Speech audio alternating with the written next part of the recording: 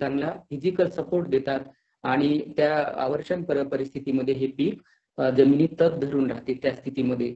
त्यामुळे करडई पीक हे महत्त्वाचं रेनफेड कंडिशन मध्ये यूज करायला पाहिजे. त्यानंतर या पिकाच्या पानांचा आकार, सुरुवातीच्या काळात पिकांची पाने झाडाची पाने ही मोठे असतात, पण जसजसं पिकाची पूर्ण वाढ होईल, पूर्ण वाढीनंतर पाने हे आकाराने लहान होतात व पानाच्या कडेनी काटे तयार होतात. यामुळे पिकातील बाष्पीभवनाचे प्रमाण कमी होते आणि बाष्पीभवन कमी होऊन अवर्षणामध्ये चांगल्या प्रकारे ते पीक तग धरून राहते. तसेच या पिकाच्या पानावर थोडासा मेनचटपणा देखील असतो, त्यामुळे देखील पिकातून बाष्पीभवन कमी होते आणि त्यामुळे करडई पिकात जमिनीत पुरेसा ओलावा असेल तर जास्त पाण्याची गरज नाही. त्यामुळे जनरली खरीपाचं पीक काढणीनंतर जर जमिनीमध्ये चांगला ओलावा असेल तर करडई हे एक चांगलं एक नगदी पीक म्हणून आपण घेऊ शकतो. कारण करडईला एकतर करडईमध्ये रब्बी हंगामामध्ये हे एक दुसरं पीक घ्यायचं चांगलं ऑप्शन आहे ठराविक ओलाव्यामध्ये आणि ते आरोग्याच्या दृष्टीने देखील अतिशय महत्वाचं आहे. तर आम्ही याआधीच तुम्हाला सांगितलं, यापूर्वी सांगितल्याप्रमाणे करडई हे एक बहुपयोगी पीक आहे आणि त्याचे जे महत्व आहे प्राचीन काळापासून सर्वश्रुत आहे. त्याच्या प्रत्येक झाडाच्या प्रत्येक भागापासून आपल्याला काही ना काही बाय प्रोडक्ट मिळतो. महत्वाचं म्हणजे करडईचं तेल. करडईचं तेल हे फार पूर्वी काळापासून खाद्यतेल म्हणून आपण वापरतो. ग्रामीण भागात सद्यस्थितीत देखील लोक करडईच्या घाण्याचं तेल काढून आणतात आणि शहरी भागात देखील वरचेवर करडईच्या कच्ची घाणी तेलाचं महत्व वाढत आहे आणि लोक त्या दिशेने म्हणजे त्याचा अवलंब करण्यामध्ये पुढे येत आहेत. कारण करडईचं तेल हे करडईच्या तेलामध्ये लिनोलिक आम्ल आणि ओलिक आम्ल याचं प्रमाण अधिक असते. त्यामुळे ते मानवी हृदयासाठी हा एक मानवी हृदयाच्या आरोग्यासाठी एक वरदान आहे. त्यामुळे करडईचं तेल तसेच या तेलाच्या वापरामुळे मानवाच्या रक्तातील कोलेस्ट्रॉलचं प्रमाण देखील कमी ठेवलं जातं.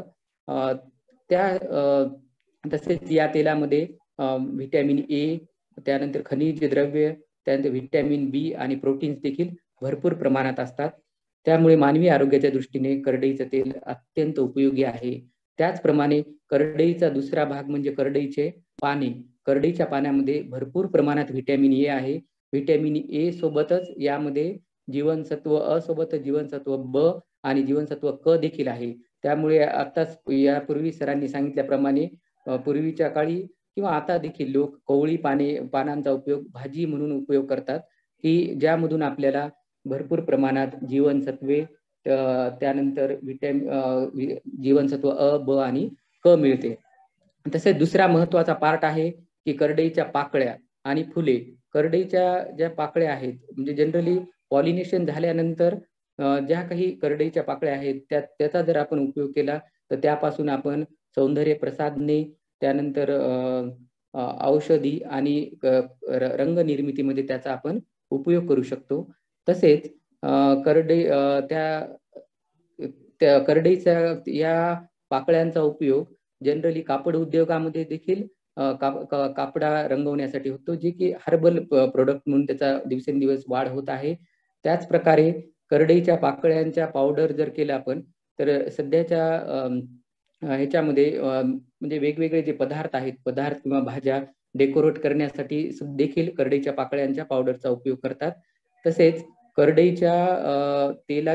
करडईमधून तेल काढल्यानंतर जो चोथा उरतो त्या चोथ्यापासून आपण पशुखाद्यासाठी पेंड देखील करू शकतो. म्हणजेच ह्या सर्व गोष्टींचा जर विचार केला तर करडईचा प्रत्येक भाग हा आपल्याला म्हणजे उपयोगात येतो आणि शेतकऱ्यांसाठी फक्त उत्पादनच नव्हे तर व्हॅल्यू ऍडिशन म्हणून म्हणजे पीक उत्पादनामध्ये कसं आपल्याला व्हॅल्यू ऍडिशन करता येईल त्यामध्ये देखील आपण याचा उपयोग करू शकतो. आणि जनरली आता सध्या महाराष्ट्र शासनाने FPO द्वारे म्हणजे सुधारित फार्मरचे शेतकरी गटाद्वारे बीजोत्पादन निर्मिती व त्या आधारे ग्रामीण भागामध्ये काही त्या आधारावर बेस्ड उद्योगास चालना दिलेली आहे आणि अशा वेळेस FPOs ना त्यांनी घाणे सुद्धा दिलेले आहेत. बरोबर, त्या आधारे आपण आपल्या शेतामधील जी काही करडी उत्पादन आहे त्याचा जर आपण उपयोग आपल्याच शेतावर तयार केलेल्या उद्योगामध्ये, म्हणजे जर आपण त्याच्यातून तेल काढलं तर जे काही 4,500 ते 5,000 क्विंटल पर्यंत जी करडी आपली विकल्या जाते, ती जर आपण त्याचे तेल निर्मितीपासून अधिक उत्पन्न घेऊ शकतो आणि तेलानंतर आपण उरलेल्या चौथ्याचा पेंडी म्हणून देखील पशुखाद्यासाठी उपयोग करतो. त्यामुळे व्हॅल्यू ऍडिशन मध्ये देखील हे एक महत्वाचं पीक आहे. म्हणूनच करडई, माझ्या मते करडई हे रब्बीमध्ये एक नगदी पीक आहे. मग करडई उत्पादनासाठी वेगवेगळ्या पीक पद्धतीमध्ये हे पीक येते. जनरली खात्रीचा पाऊस पडणाऱ्या भागामध्ये खरीपामधील पीक मूग काढणीनंतर करडई घेऊ शकतो. मूग, उडीद किंवा ज्वारी काढणीनंतर करडई पीक घेऊ शकतो. तसेच आवर्षणग्रस्त भागात म्हणजे कमी पावसाच्या भागात देखील मूग किंवा उडीद काढणीनंतर आपण करडई घेऊ शकतो. आणि सद्यस्थितीत तुम्ही बघितला असेल तर महाराष्ट्रात जास्तीत जास्त एरिया हा खरीपामध्ये सोयाबीनचा आहे आणि सोयाबीन नंतर देखील करडई हे एक चांगला उत्तम पर्याय आहे. सोयाबीन पीक काढणीस वेळ लागतो, परंतु जर ह्या वर्षीची स्थिती बघितली तुम्ही तर दिवसेंदिवस मान्सून जो आहे किंवा म्हणजे पावसाळा पुढे जात आहे, अशा स्थितीमध्ये खरीप काढणीला उशीर होत आहे. आणि खरीप काढणीला उशीर झाल्यानंतर देखील जर ओलावा चांगल्या प्रमाणात असेल तर करडई हा एक उत्तम पर्याय आहे. आणि जनरली आणि आता सुधारित शेतकरी, बरेचसे शेतकरी सोयाबीनला देखील रुंद सरी वरंबा पद्धतीवर सोयाबीन घेतात. त्या सोयाबीनवर जर आपण करडई घेतली तर त्यातून अधिक उत्पादन मिळू शकते. तसेच करडई हे आपण निखोळ म्हणजे सलग पीक घेऊ शकतो किंवा आंतरपीक देखील घेऊ शकतो. आंतरपिकामध्ये जनरली आपल्याकडे जास्त एरिया हरभऱ्याचा आहे. मग अशा वेळेस तुम्ही हरभरा अधिक करडई 3:1 किंवा 2:1 या रेषेमध्ये, किंवा गहू किंवा करडई 3:1 किंवा 2:1 या प्रपोर्शन मध्ये, किंवा जवस हे देखील एक महत्वाचं रब्बी मधलं ऑइल सीड क्रॉप आहे.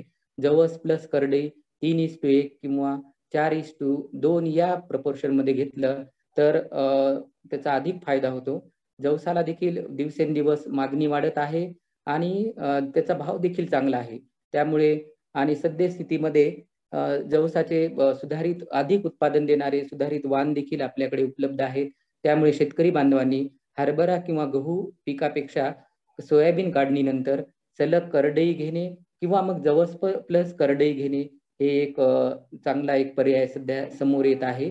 कारण हरभरा व गहू जरी उत्पादन अधिक देत असले तरी जर आपण त्याचा कॉस्ट ऑफ कल्टिवेशन म्हणजे म्हणजे पूर्ण पीक लागवड व काढणी खर्च बघितला तर हरभरा व गहू पिकाच्या मानाने करडई पिकास कमी काढणी व उत्पादन व काढणी खर्च येतो. तर नेट बेनिफिट रेशोचा जरी विचार केला तरी देखील हे पीक इतर पिकांपेक्षा अधिक फायदेशीर ठरते. त्यामुळे करडई हे एक रब्बीमध्ये एक नगदी पीक आहे. पुढे नेक्स्ट सर, पुढील स्लाइड. तर आता करडईमध्ये मी यापूर्वी सांगितलं की म्हणजे हे काही छायाचित्र आहेत.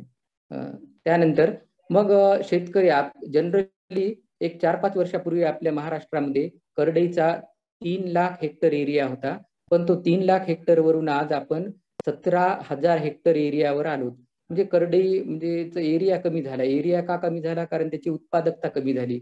मग उत्पादकता कमी होण्याचे कारण काय आहेत? मुख्यत्वे करून करडई पीक हे कोरडवाहू क्षेत्रातच घेतले जाते. मग कमी त्यातील ओलावा तपासला जात नाही. कमी ओलाव्यामध्ये पीक घेतल्यामुळे पिकाचं पॉप्युलेशन मेंटेन होत नाही. त्याचबरोबर हलक्या व कमी पोताच्या जमिनीवर याची लागवड केली जाते.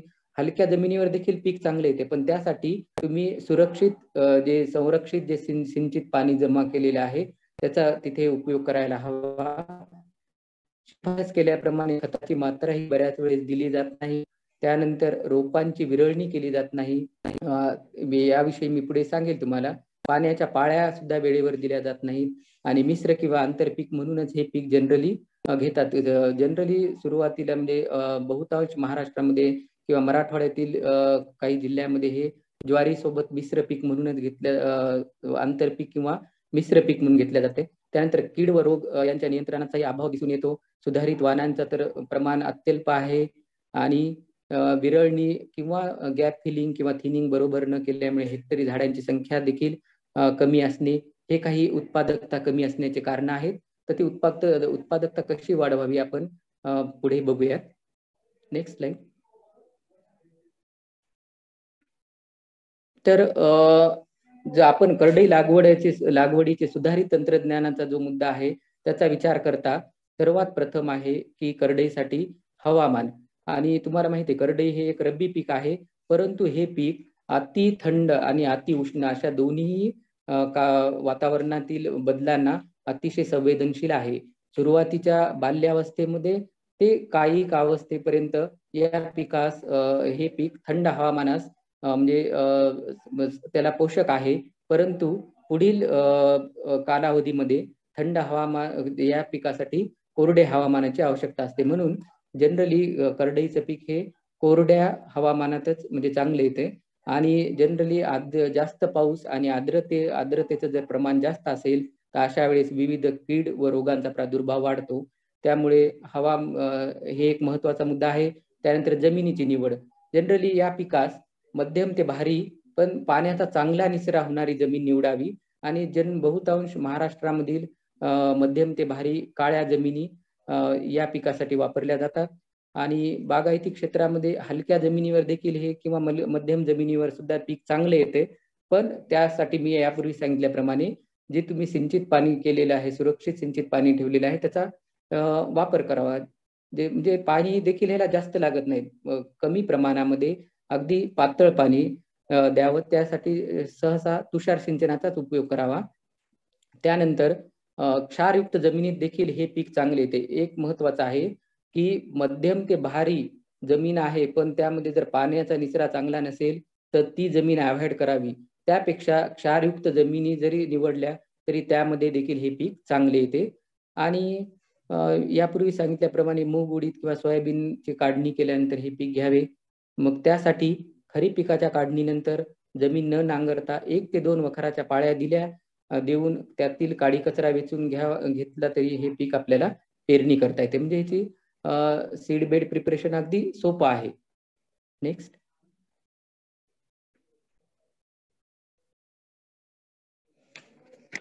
मग जमिनीची पेरणी पिकाची पेरणी. तर पेरणीचा जो वेळ आहे तो यापूर्वी सांगितल्याप्रमाणे हे पीक रब्बी हंगामातील आहे, तर पण या पिकास कोरडं हवामान लागते. त्यासाठी जनरली पिकाची पेरणी ही जर तुम्ही जिरायती किंवा कोरडवाहू जर पीक घेत असाल तर सप्टेंबरचा शेवटचा आठवडा ते 15 ऑक्टोबर पर्यंत या पिकाची पेरणी करावी. यापूर्वी सरांनी सांगितलं की पेरणीचा वेळ हा अतिशय महत्वाचा आहे, कारण पेरणीवरच ही एक महत्वाची नॉन मॉनिटरी इनपुट आहे. म्हणजे जे काही आपण शेतीमध्ये निविष्ठा वापरतो त्यातली सर्वात महत्वाची नॉन मॉनिटरी निविष्ठा म्हणजेच पेरणी. पेरणी जर तुमची योग्य वेळेवर झाली असेल, तिला योग्य वातावरण आणि योग्य ओलावा मिळाला तर झाडाची वाढ जोमाने होते व पुढील जी स्थिती आहे ती म्हणजे पुढील सर्व प्रोग्रेस चांगली होत जाते. त्यामुळे पेरणीची वेळ ही अतिशय मेंटेन करावी. आणि जनरली आता कोरडवाहू पिकामध्ये ओलाव्याचा फायदा घेण्यासाठी सोयाबीन पीक काढल्यानंतर लगेच जमिनीत ओलावा असेल तर ओलाव्याचा फायदा घ्यावा, लवकरात लवकर पेरणी करून घ्यावी. आणि जर तुम्हाला बागायती पीक घ्यायचे असेल तर बागायती पिकामध्ये तुम्ही 15 ऑक्टोबर ते 5 नोव्हेंबर पर्यंत पुढे जाऊ शकता. म्हणजे आताची सध्याची जर स्थिती बघितली आपण तर पाऊस पडत आहे, खरीपांच्या काढणींना उशीर होत आहे. अशा वेळेस जर आपण डिले होत गेलो किंवा आपल्या रब्बी पेरणीला उशीर होत गेला तर आपण बागायती म्हणून 5 नोव्हेंबर पर्यंत देखील करडईची पेरणी करू शकतो. मग यासाठी लागणारी बियाण्याची मात्रा प्रति हेक्टरी 10 ते 12 किलो म्हणजे 12 किलो बियाणं लागते. त्या हिशोबाने आम्ही कृषी विद्यापीठाने 5 किलो पॅकिंग केलेली आहे आणि ती सफिशियंट आहे. यासाठी लागवडीचे अंतर जे आहे ते 45 बाय 20 सेंटीमीटर ठेवावं. नेक्स्ट. 45 बाय 20 सेंटीमीटर अंतरावर जर आपण पेरणी करत असाल तर एवढं बियाणं सफिशियंट आहे. परंतु पेरणीपूर्वी बियाणास बीज प्रक्रिया करावी. यासाठी 3 ग्रॅम थायरम किंवा कॅप्टन प्रति किलो बियाण्यास लावावे.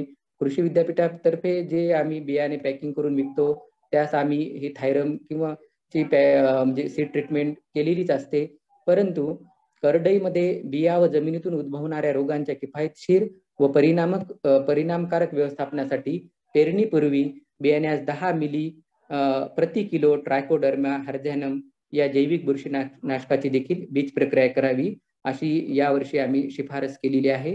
म्हणजे पहिलं म्हणजे तुम्ही बुरशीजन्य जे आहे केमिकल फंजीसाईड जे आहेत थायरम किंवा कॅप्टन याची करावी, बीज प्रक्रिया करावी. त्यानंतर ट्रायकोडर्मा हे जैविक बुरशीनाशक आहे, याची देखील तुम्ही म्हणजे याची देखील बीज प्रक्रिया करावी. तसेच सुरुवातीच्या काळामध्ये जमिनीतील नत्र उपलब्धतेसाठी व जमिनीत उपलब्ध स्फुरद उपलब्ध होण्यासाठी आपण अझॅटोबॅक्टर व पीएसबी या जीवाणू संवर्धनाची देखील बीज प्रक्रिया करू शकतो.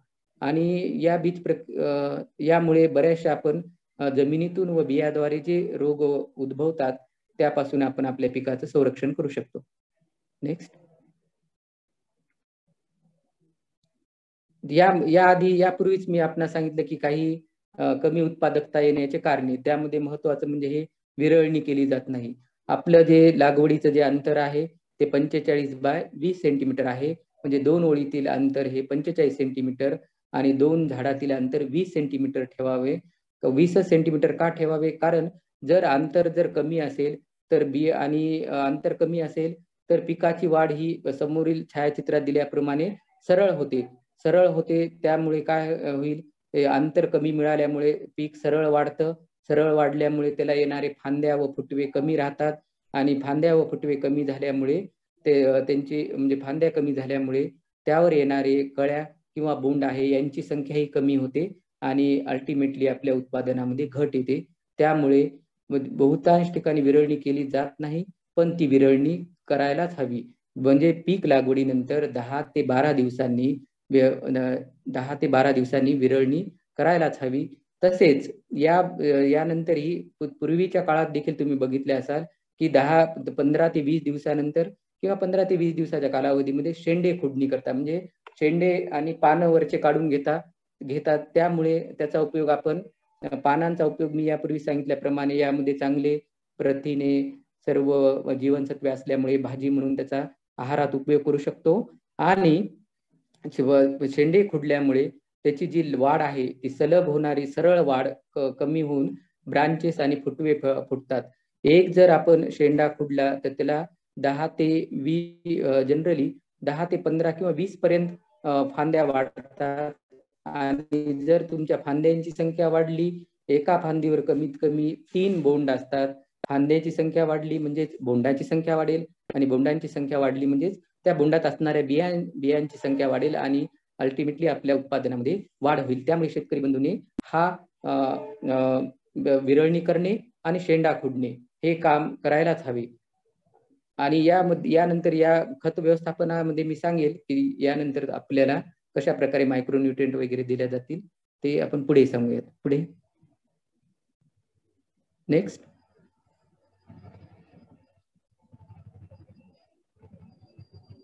ही कमी होण्याचे कारणे, झाडे प्रति हेक्टरी कमी असणे, हे सर्व कमी होण्याचे कारणे.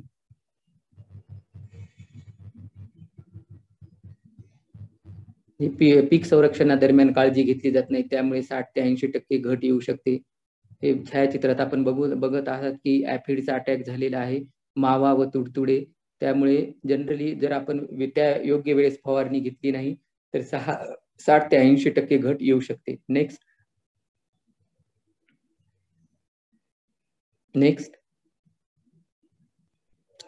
मग हे करडईचं आपण जेव्हा उत्पादन वाढीचा विचार करतो त्यावेळेस आपण करडईच्या सुधारित किंवा संकरित वाणांचा देखील उपयोग केला जातो. आणि वसंतराव नाईक मराठवाडा कृषी विद्यापीठाने अतिशय सरस अशा सुधारित वाणांची निर्मिती केलेली आहे.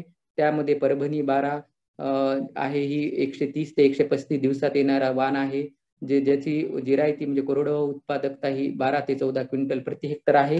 व पाण्याचा बागायती मध्ये जर याचा उपयोग केला तर 20 ते 25 क्विंटल पर्यंत आपण उत्पादकता वाढवू शकतो. त्याच प्रकारे परभणी 40 ही बिना काटेरी वाण आहे.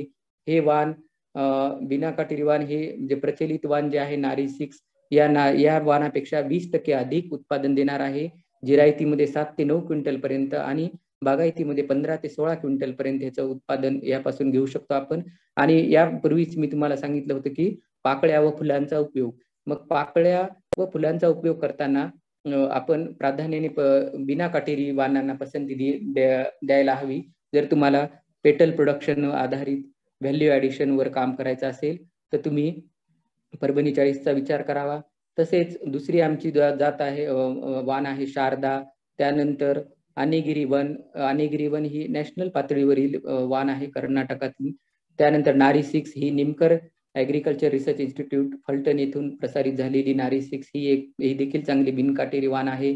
फुले कुसुमा ही राहुरी विद्यापीठांतर्गत आहे. त्यानंतर सध्या अखिल भारतीय स्तरावर अखिल भारतीय तेलबिया संशोधन केंद्र हैदराबाद येथून DSH 185 ही नॅशनल चेक म्हणून वापरात येत आहे. म्हणजे राष्ट्रीय पातळीवर त्याचं उत्पादन चांगलं आहे. त्याचबरोबर संकरित वाणामध्ये ISF 764 हे देखील एक अधिक उत्पादन देणारं वाण सध्या म्हणजे उपलब्ध आहे. तर शेतकऱ्यांनी करडई उत्पादनामध्ये करडईची उत्पादकता वाढवण्याचा विचार करत असाल तर या सुधारित वाणांचा उपयोग करावा. नेक्स्ट.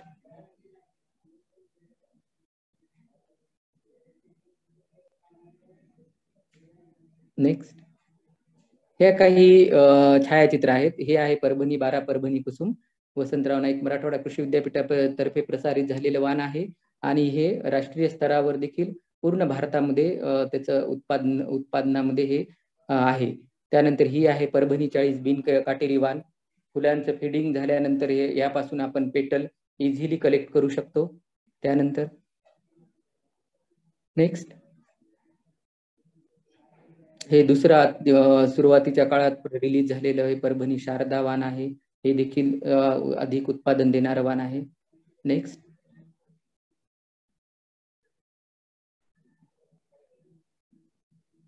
हे PBN 186 पूर्णा हे वसंतराव नाईक मराठवाडा कृषी विद्यापीठातर्फे 2015 साली रिलीज झालेलं आहे आणि हे परभणी 12 पेक्षा एक अधिक उत्पादन देणारं वाण आहे. आणि हे देखील आणि महत्वाचे विशेष म्हणजे हे अल्टरनेरिया लिप स्पॉट जे काही म्हणजे पानावरील ठिपके व मर या रोगास म्हणजे या रोगास टॉलरंट आहे आणि तसेच या रोगांसाठी हे काय म्हणतात त्याला म्हणजे प्रतिकारक्षम वाण आहे.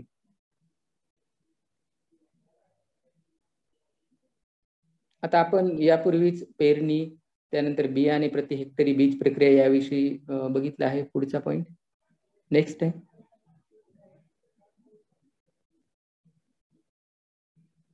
आता आंतरमशागतीमध्ये मी यापूर्वी सांगितलं की करडई पिकाच्या उगवणीनंतर 20 ते 25 नाही 10 ते 12 दिवसांनीच विरळणी करणे अत्यंत गरजेचे आहे.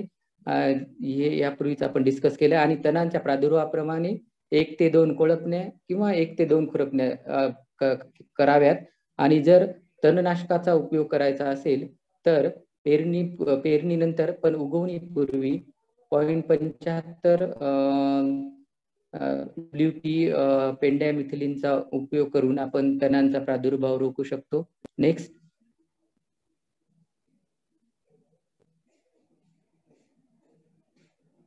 पेरणी. आता पेरणी मी यापूर्वी सांगितलं की आपण जनरली 45 बाय 20 सेंटीमीटरवर या अंतराने आपण करडईची पेरणी करतो. पण यामध्ये आणखी सुधारित जी लागवड पद्धत आहे ती म्हणजे रुंद व रंबासरी पद्धत. या BBF द्वारे या पद्धतीमुळे काय होईल, पावसाचे पाणी सऱ्यामध्ये मुरते. त्यामुळे अधिक पाऊस झाल्यास अधिकचे पाणी योग्य पद्धतीने निचरा होण्यास BBF पद्धतीमधील आपण बघत आहोत की जनरली मान्सून डिले होत आहे. बऱ्याच वेळेस रब्बीमध्ये देखील पाऊस पडतो आणि करडई हे पीक हे पाण्यासाठी फार म्हणजे सहनशील आहे. म्हणजे याला अधिक पाण्यामुळे मर या रोगाचा प्रादुर्भाव वाढतो, विल्टिंग होते. त्यामुळे जर आपण BBF पद्धतीने जर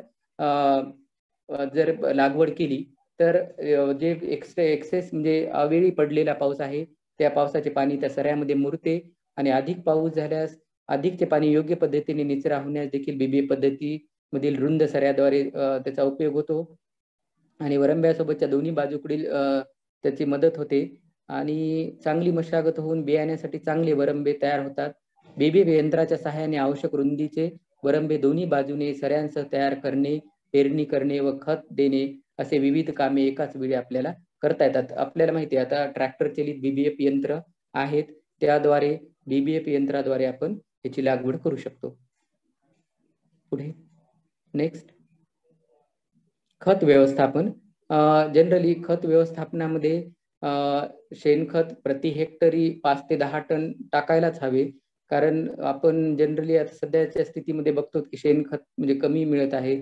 त्यामुळे शेणखताला जे इतर पर्याय आहेत, शेणखत असेल किंवा कंपोस्ट असेल किंवा ग्रीन मॅन्युरिंग, हे जे काही जैविक म्हणजे जे आहेत FYM, ते 5 ते 10 टन प्रति हेक्टरी टाकावे, ज्यामुळे जमिनीची सुपीकता तर वाढतेच, पण जमिनीची पाणी धरून ठेवण्याची क्षमता वाढते.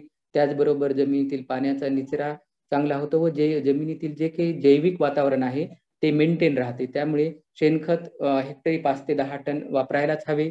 आणि रासायनिक खताचा विचार जर केला तर कोरडवाहू क्षेत्रासाठी कोरडवाहू पिकासाठी 40 किलो नत्र आणि 20 किलो पालाश प्रति हेक्टरी द्यावे, आणि बागायती पिकासाठी 60 किलो नत्र आणि 40 किलो स्फुरद प्रति हेक्टरी द्यावे, असं आपलं रिकमेंडेशन आहे. आणि बागायतीचा जर विचार केला तर नत्र हे 2 वेळेस विभागून देण्यात यावे. सुरुवातीच्या काळामध्ये ती 50% व 1 महिन्यानंतर 50% असं विभागून नत्र द्यायला हवं. आणि पालाशचा देखील आपण आपले जे रिकमेंडेशन आहेत, महाराष्ट्रामध्ये जनरली पालाशचं म्हणजे जमिनीमध्ये पालाशचं प्रमाण भरपूर आहे, पण जमिनी कधीही खत व्यवस्थापन करताना मृद चाचणी करावी. कारण जर नत्र स्फुरद आपण द्यायलो 60-40, पण एखाद्या जे पालाश आपल्या जमिनीत आहे उपलब्ध आहे ते पिकांना अवेलेबल होते का नाही हे देखील पाहायला हवं. त्यावर देखील थोडासा विचार होणं गरजेचं आहे, कारण पालाश देखील तेवढंच महत्वाचं अन्नद्रव्य आहे पिकांच्या वाढीसाठी. आणि यापूर्वी मी तुम्हाला सांगितलं की 15 ते 20 दिवसाच्या दरम्यान शेंडे खुडणी करावी. शेंडे खुडणी केल्यानंतर पिकाची सलग वाढ कमी होते आणि ब्रांचिंग वाढते. आता इथे बऱ्याच शेतकऱ्यांचा देखील अनुभव आहे की जेव्हा ब्रांचिंग वाढते म्हणजे पीक जोमात वाढते, तेव्हा त्याची अन्नद्रव्याची गरज देखील वाढते. मग अशा स्थितीत 2% युरिया स्प्रे जर केला तर त्याचा पीक वाढीसाठी फार चांगला उपयोग होतो. पिकाची वाढ जोमदार होते. यापुढेही जाऊन मी असे सांगेल की तुम्ही तुमची मृद चाचणी ज्या क्षेत्रात पीक घेत आहात त्या जमिनीची मृद चाचणी करावी, आणि त्या जमिनीमध्ये जर सूक्ष्म अन्नद्रव्यांचं प्रमाण कमी असेल तर ते देखील तुम्ही वापरायला हवे. कारण हे महत्वाचं गळी धान्य पीक आहे, तेलबिया पीक आहे. त्यासाठी सल्फरची जर फवारणी केली तर सल्फरचं सॉइल ऍप्लिकेशन केलं किंवा फवारणी केली तर त्या करडईमधील तेलाचं प्रमाण वाढतं. त्याचबरोबर मायक्रोन्यूट्रिएंट जे सूक्ष्म अन्नद्रव्य आहेत, झिंक, आयर्न, बोरॉन, यांची जर आपण फवारणी केली तर त्यामुळे हे जे काही वाढणारी जी फुटव्यांची संख्या आहे, फांद्यांची संख्या आहे, त्यामध्ये वाढणाऱ्या बुंडांची संख्या आहे, यावर आपण जर या फवारणी सूक्ष्म अन्नद्रव्याची केली तर ते पूर्ण अन्नद्रव्य व्यवस्थित प्रमाणे मिळून बोंडांची संख्या वाढेल आणि बोंडामधील बियांचं प्रमाण वाढेल आणि अल्टिमेटली आपलं उत्पादन वाढेल. त्यामुळे आणि जनरली सद्यस्थितीमध्ये बाजारामध्ये सूक्ष्म अन्नद्रव्यांचे हे ग्रेड्स उपलब्ध आहेत. ग्रेड 1 किंवा ग्रेड 2 यामध्ये मग हे अन्नद्रव्य आहेत झिंक, आयर्न आणि बोरॉन. मला तर काही शेतकऱ्यांचा असाही अनुभव आहे की त्यांनी ज्वार पिकामध्ये चिलेटेड झिंक आणि चिलेटेड आयर्नची देखील फवारणी घेतलेली आहे. त्यामुळे ते कणसाचा आकार वाढणे, कणीस पूर्ण भरून येणे असा ज्वारीमधील देखील चांगला अनुभव आहे. त्यामुळे आणि ह्यावर बरंचसं रिसर्च झालेलं आहे. आणि 2% युरियाच्या बाबतीत जर सांगायचं असेल तर त्यामध्ये पुढील आता सुधारित तंत्र आलेलं आहे, नॅनो युरिया.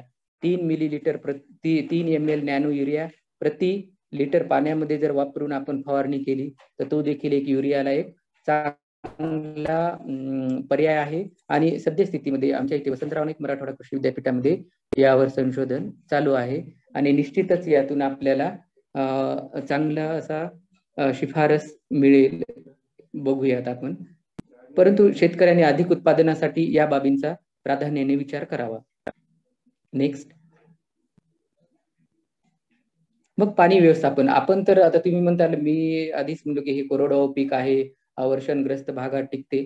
ठीक आहे, हे ओलाव्यावर चांगल्या प्रमाणात पीक येते, पण जर याची उत्पादकता वाढवायची असेल आणि तुमच्याकडे जर सुरक्षित असं सिंचित पाणी जर साठा असेल तर तुम्ही 2 ते 3 पाण्याच्या पाळ्या दिल्या त्याही यामध्ये देखील आपण आधुनिक तंत्रज्ञानाचा वापर करूयात. या पिकासाठी आपल्याला जास्त पाण्याची आवश्यकता नसते, त्यामुळे एक फार कमी प्रमाणात तुषार सिंचनाच्या सहाय्याने आपण पेरणीनंतर 30 ते 35 दिवसांनी पहिलं पाणी, पेरणीनंतर 55 ते 60 दिवसांनी दुसरं पाणी आणि पेरणीनंतर 85 ते 90 दिवसांनी तिसरं पाणी द्यावं.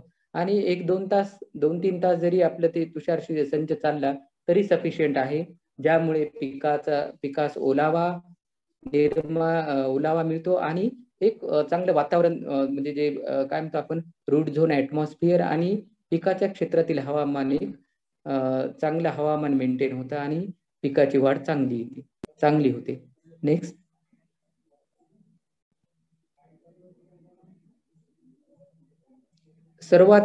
त्यानंतर पीक संरक्षणाच्या बाबतीत जर बघितलं तर आपण रब्बीमधील इतर जर पिकं बघितलं तर त्या पिकापेक्षा ह्या पिकावर फार कमी रोगांचे व किडींचे प्रभाव आहे.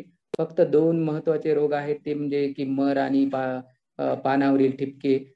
तर यासाठी मर रोगाच्या नियंत्रणासाठी ट्रायकोडर्मा या जैविक बुरशीनाशकाची 4 ग्रॅम, मी यापूर्वी सांगितलं की 4 ग्रॅम प्रति किलो बीज प्रक्रिया करावी. पानावरील ठिपक्यांच्या नियंत्रणासाठी डायथेन M-45 किंवा डायथेन Z78 हे बुरशीनाशक वापरावं. आणि महत्वाचं म्हणजे पिकाची फेरपालट करावी. पिकाची जनरली दरवर्षी आपण क्रॉप रोटेशन म्हणजे पिकांची फेरपालट करावी. त्यामुळे जे काही जमिनीमध्ये स्टोअर्ड होस्ट आहेत त्याचं प्रमाण कमी होतंय आणि कमी होते. त्याचबरोबर उत्तम निचरा असलेली जमीन निवडावी. तसेच बियाण्यास बुरशीनाशक औषधाची बीज प्रक्रिया करावी, ज्यामुळे रोगांचे नियंत्रण होईल. नेक्स्ट. करडई पिकावर मावा, तुडतुडे, उंटअळींचा प्रादुर्भाव जास्त असतो. जनरली या पिकावर फक्त सुरुवातीच्या काळातच पाणी जोपर्यंत कोवळे आहेत तोपर्यंतच यावर मावा, तुडतुडे यांचा प्रादुर्भाव होतो. आणि एकदा काही पिकाची पूर्ण वाढ झाली आणि पीक वाढ झाली तर मी यापूर्वीच तुम्हाला सांगितलेलं आहे की पिकाची पूर्ण वाढ झाल्यावर पानांचा आकार लहान होतो, पाने काटेरी होतात. पाने काटेरी झाल्यामुळे आणि त्याच्यावर तेलकटपणाही येतो, त्यामुळे किडींचा प्रादुर्भाव कमी होतो. पण सुरुवातीच्या काळात जर आपण व्यवस्थित जर ह्यांचा औषधींचा जर वापर केला, डायमिथोएट 30 750 मिली प्रति हेक्टरी जर फवारलं तरी देखील सफिशियंट आहे. आणि त्यामुळेच यापूर्वी सांगितले मी की यामध्ये काटेरी आणि बिनकाटेरी दोन्ही वाण आहेत. पण बिनकाटेरी वाण जे आहेत ते या मावा व तुडतुडीस जास्त ससेप्टेबल आहेत, त्यामुळे त्यास अधिक फवारण्या कराव्या लागतात. त्यामुळे जसजसं तुम्हाला प्रादुर्भाव दिसेल तसे तुम्ही फवारणी करून घ्यावी. नेक्स्ट.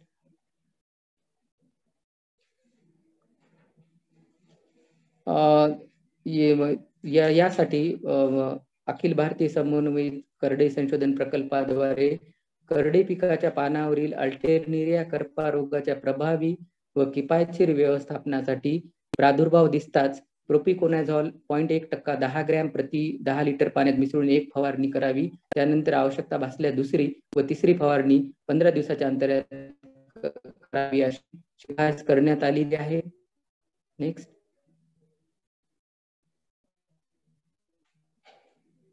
नेक्स्ट.